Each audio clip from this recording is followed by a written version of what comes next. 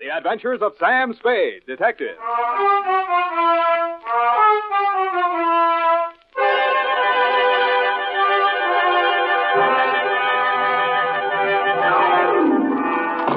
I'm looking over a four-way... Sam, I swept up the broken glass, but there's something terribly wrong with my typewriter. Looks okay to me. Those old models stand up, Eph. They don't make them like that nowadays. Oh, I should hope they don't. Somebody shot it. S.Q.P. again. No, the alphabet is all right, Sam. It's just the one key. One missing? No, but it's bent. This one right here, Sam. Look here. The at and cent. That makes sense. You won't need it for this one. Come on in. Oh. Sam, wasn't I smart? I got the answer right away. The answer to what? That to which you referred to, Sam, is the whole ghastly riddle. S.Q.P. to be exact. Well, I was tired. Of course you were. And besides, I was right here where I can see it right out the window. See, the neon sign, Sam, over the Nifty drugstore. See? Right there. Stability, quality, purity. And a blink. Date. Wasn't I smart, Sam? Wasn't I? Yeah, of course you were. But that isn't quite the answer. Well, then what is that? To Detective Lieutenant Dundee, Homicide Detail, San Francisco Police, from S.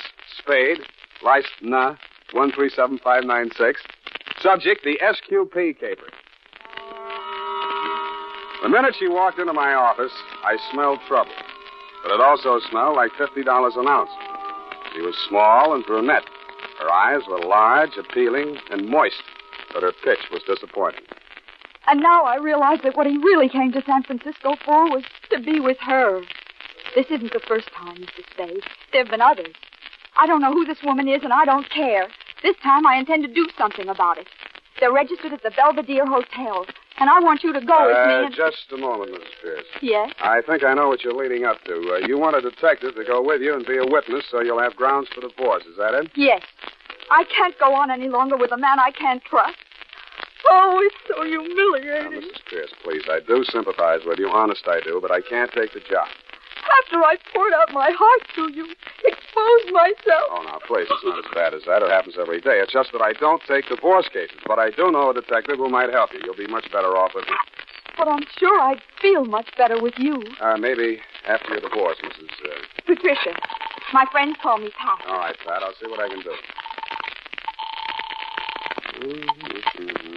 Belvedere Hotel, good afternoon. Tiny Stover on duty. Tell him Sam Spade. Just a moment. Who is he, Mr. Spade? Friend of mine. House detective at the Belvedere, but he likes to pick up an extra fee now and then. Sam? Tiny? Sam? Tiny? Sam? Roger. Who? Look, Tiny, I'll stop if you will. Oh, Sam. Yes! What's with you? Yeah, about a guest in your register. Pierce, Donald, Mr. and Mrs. Oh, yeah, sure. Clerk gave you the high sign on him. Pierce, yeah. Checked in alone, but registered for both, Sam. Said the wife would be along later, but it's okay. She finally got here. Yeah? Well, his wife is in my office now. Huh? She wants to crash the party. Oh, I get it. Want the job? Well, Sam, I can't take it for a private fee. It's against the house rules, you know. Oh, too bad. Oh, well, wait, Sam. I go off duty in half an hour. Maybe I could do it incommunicado, huh? Send her around, Sam. Okay, Tiny, will do. Will he help me, Mr. Spade? Yeah. Ask at the desk for Tiny. So sorry, but don't let that put you off. He's an all right guy. Oh, thank you, Mr. Spade. You've been very kind. Goodbye. Good luck. Sam, what happened? Why did you leave so quickly? For the same reason you shouldn't have let her in the first place, Effie. There was a divorce job. Oh, but Sam, she looked so refined and all. And being the first of the month, I thought you might take exception. I do. Of course, you know best, Sam. But it seems to me you might welcome a little change now and then. I know you feel it's underneath you, but it's such nice, safe work. And between 9 and midnight alone, you could... Effie, there are 2 words for that kind of work. What, Sam? Never mind.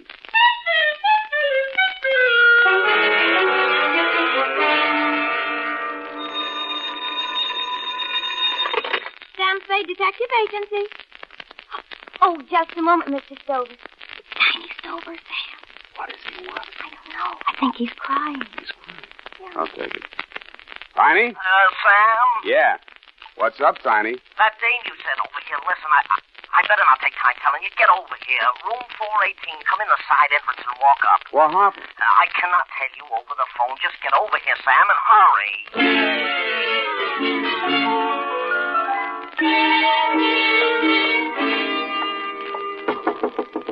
It's me, Tiny. Sam, open up. Oh, come in, Sam. Sort of ease in, will you? He's lying in the way of the door. The first thing I saw as I squeezed through the narrow crack of the door was the brunette that had visited my office that afternoon. She was handcuffed to a chair, and a gag had been stuffed into her mouth.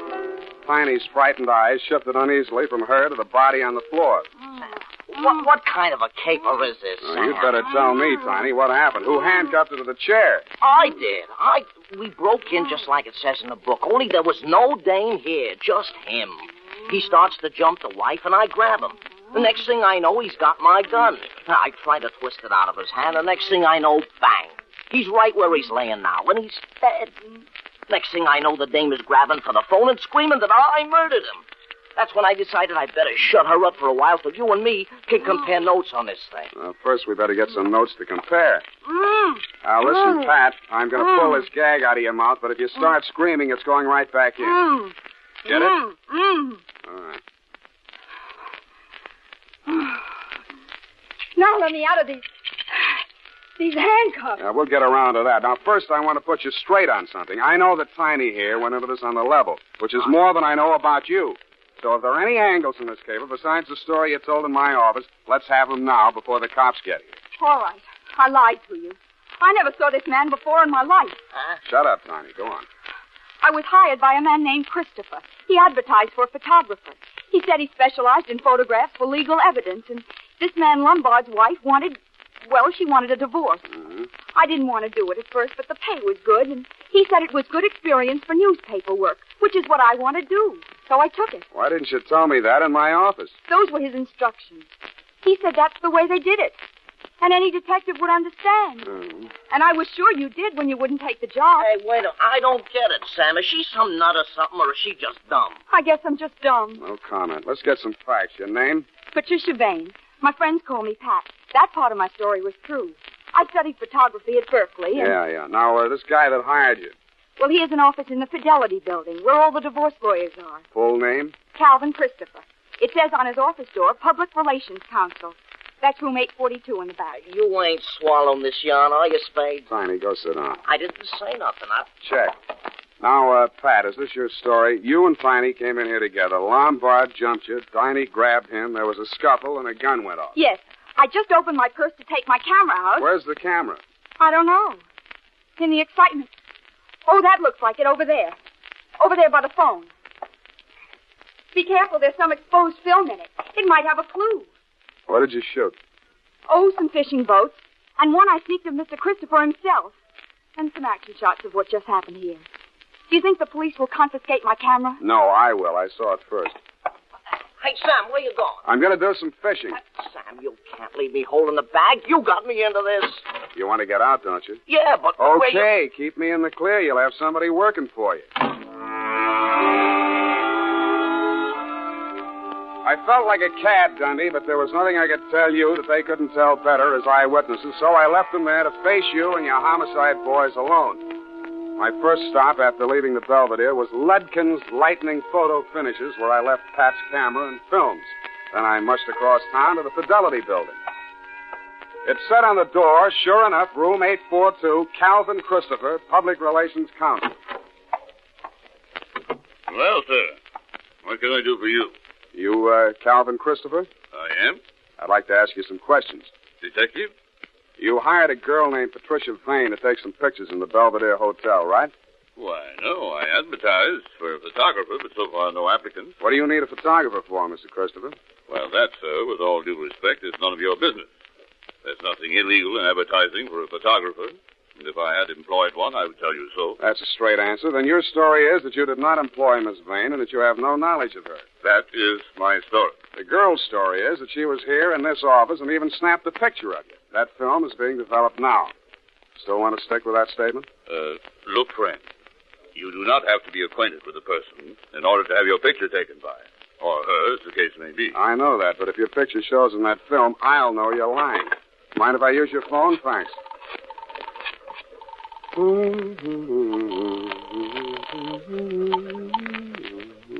a Dundee, Sam Spade. That girl you're holding in the Pierce death, Hotel Belvedere? What girl, Sam? Who's Pierce? Tiny Stover gave you the rumble. He did, didn't he? Not yet, Sam. Well, you're getting it now, stiff in room 418. Gunshot. I'll meet you there.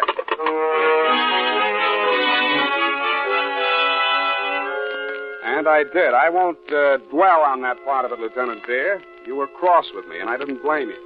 Pierce's body was still there, and it was still dead, but there was no brunette, no house stick, no gun, and no bullet wound. The medic called it death from natural causes, heart attack, but the worst was yet to come.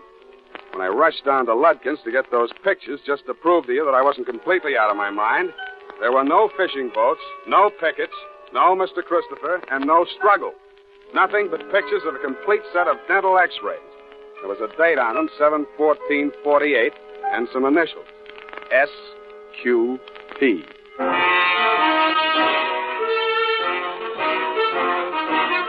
The United States Armed Forces Radio Service is presenting the weekly adventure of Dashiell Hammett's famous private detective, Sam Spade.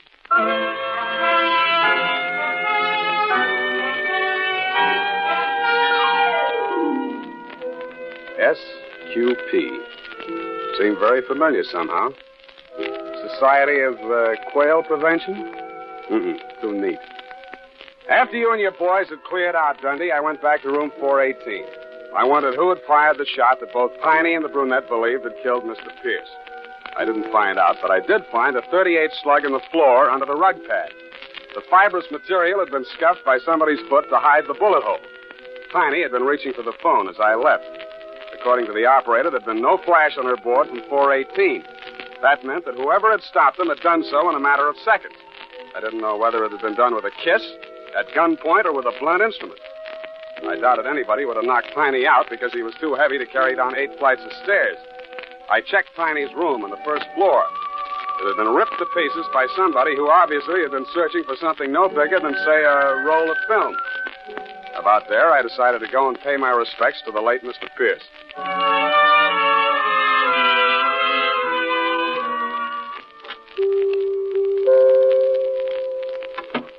Good evening, sir. I'm Converse Etheridge. You never remember me, do you? Was it in connection with the columbarium? No, we decided against it. Oh? Which was your dear departed? Pierce. Donald Pierce. Late afternoon pickup at the Belvedere. Oh, dear, he's still on the slab. He's not quite ready to be viewed. Would you like to see the floral tributes? They're truly lovely. Who made the arrangements? Mrs. P. A truly lovely tribute. Small but perfect. A heart-shaped wreath with their initials intertwined. D.P.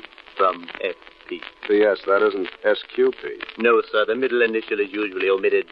That is, if desired, in the 3250 tribute. Of course, I'll coach it. By Jove, I do remember you. The detective, Mr. Spade. Good heavens. Foul play in regard to our Mr. P? I'm not sure, Mr. Etheridge, but maybe you can help. These x-rays, could you check and see if they're his? Why, surely. Oh, dental x-rays. Needn't spend the time. No use? No teeth. A completely dentured subject. For a good 10 years, I would say. Oh, pardon me. Something, madam. I'm Sandra Pierce. I've come to Oh, see about yes, the ring. if you'll just wait.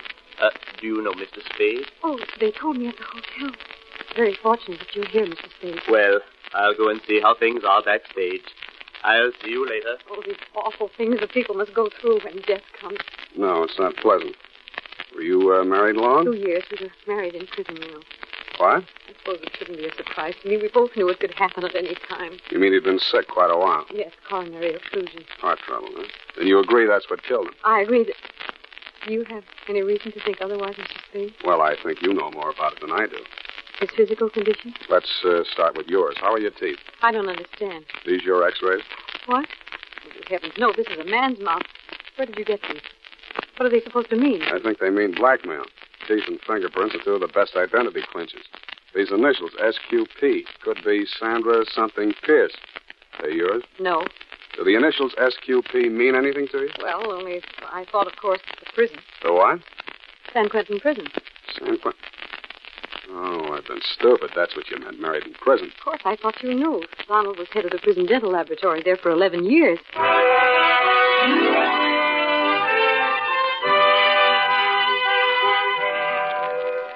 I sat down and gaped at her. She went on telling me how she'd been his assistant at the prison, how he'd had to quit because the prison routine was too tough for his heart condition, and how he'd bade her a tearful farewell because he didn't have any prospects and couldn't ask her to marry. But then, practically the first day he arrived in San Francisco, he wired me to come here immediately and we'd be married. A relative had died and left him $20,000 and more was coming in. He wouldn't even have to work anymore. He could retire, and that was wonderful because he really wasn't well enough to work. You're not listening to me. What are you thinking about? $20,000 from a relative. Never explained it any better than that, huh? No. The man came, the lawyer, I guess it was. I suppose he brought the money because Donald took it to the bank next morning. Where were you? Donald set me out of the room, but I was afraid to go too far away. He was so excited, and he was feeling these angina pains. I just stayed outside in the hall, smoking. Mm-hmm. I couldn't hear anything they said, but then the door opened, and the man stood there and said, Don, I had no idea your ticker was so bad. Someday somebody's going to say boo to you, and you'll drop dead. That's what I figured, Mrs. Pierce. I think your husband was murdered. He was literally frightened to death.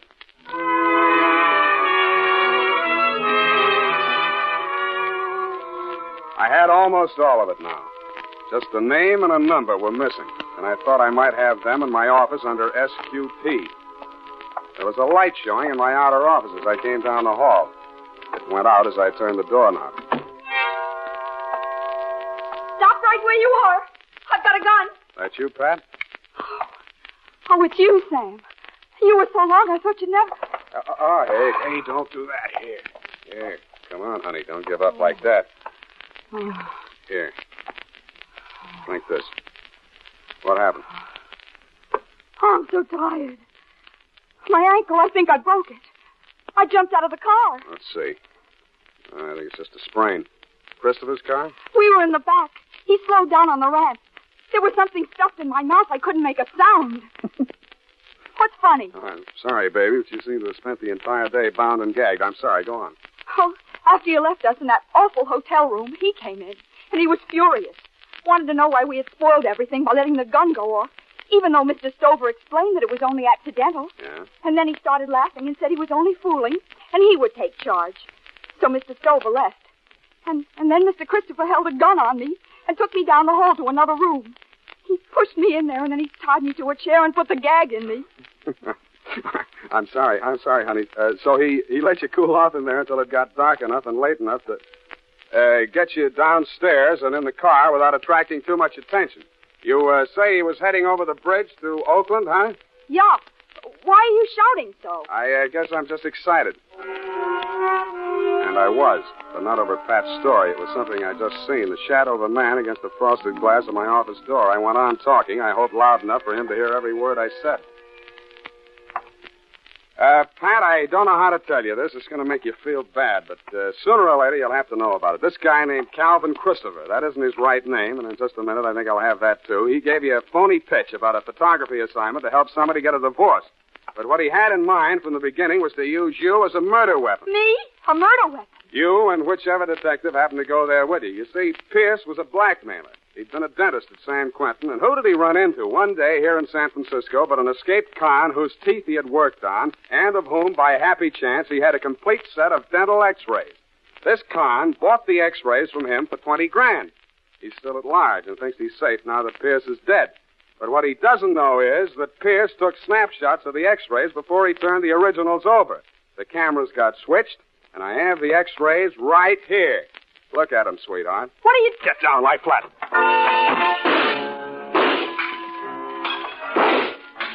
He came in shooting. I kicked the lamp out and answered him. They were all shots in the dark, but mine came closer because I had him profiled against the light. My third shot was the lucky one. It knocked the gun out of his hand, just like in the Westerns, but I was too tired to feel proud. Snap on that light, Pat, and push the phone over here, will you? Stand over away from that door, Christopher. By the way, what is that name? Graziani, you. Don't bother to smile. Homicide. Lieutenant Dundee. Yeah, just a jiff. Lieutenant Dundee. Dundee, come over to my office and pick up Victor Graziani, 39, Caucasian, San Quentin lifer, broke out July 14th this year. You owe me $11 for damage done to my office.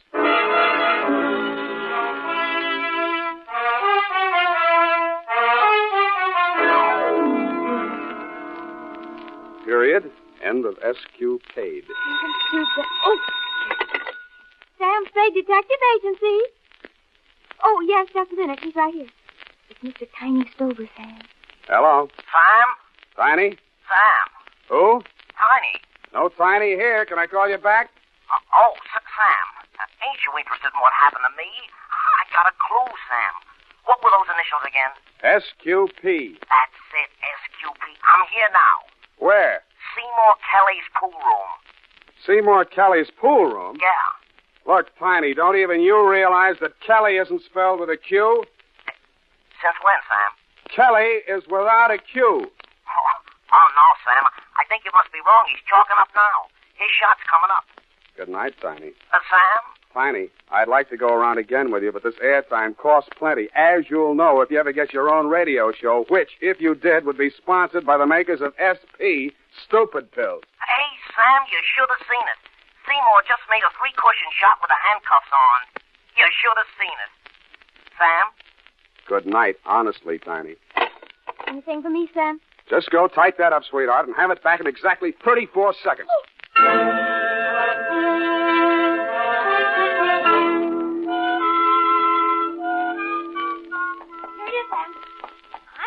About who is getting divorced. Sam, you shouldn't accept divorce cases. Effie, it was not a divorce case. You actually mean we require the usual partial recap? Partial recap? Oh, yes. The dental x-rays would have shown that, wouldn't they? Effie, you're not happy here. What? You have no one to talk properly to. Have you ever thought about maybe Tiny Stover? Oh, a lonely man, Effie. All these evenings free. Forced to pool rooms for diversion. Sweetheart, you could take him away from all that snooker. Oh, Sam. I could fix it up for you with Tiny. Sam. Come here, sweetheart. Has anyone ever told you how lovely you are? You know what always happens when you get me mixed up. I just... Sam, no. My earrings caught in your sleeve. Well. Say, I'll let you stay out another week. All right, then, Sam. Thanks for everything. Forget it. Good night, Sam. Good night, sweetheart.